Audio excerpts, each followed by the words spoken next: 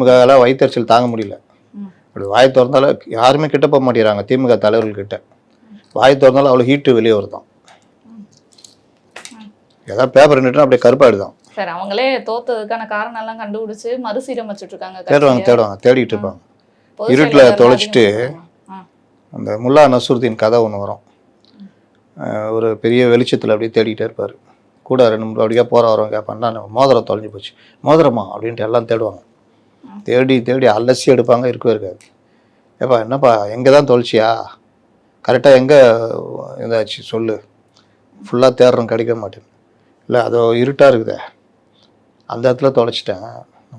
ஏண்டா அறிவு கட்டவனே, இவ்வளோ நேரம் இங்கேயே தேவைன்னா அங்கே தொலைச்சினா அங்கே தான்டா தேடணும். அங்கே இருட்டாகுது இல்லை, இங்கே தான் வெளிச்சம் இருக்குது, அதனால தான் தேடுறேன். மேலோட்டமாக பார்த்தா இது ஒரு முட்டாள்தனமான ஒரு கதை மாதிரி இருக்கும்.